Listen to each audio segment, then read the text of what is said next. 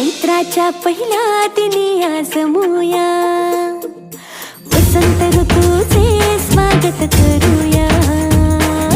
खळबत्ताचे बांधून गुढी उभारूया,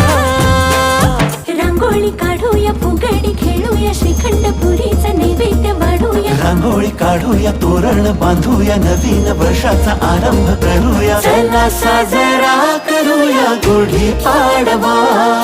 चला साजरा करूया गुढी पाडवा, मराठी परंपरेला नव्याने जगूया, चला साजरा करूया गुढी पाडवा.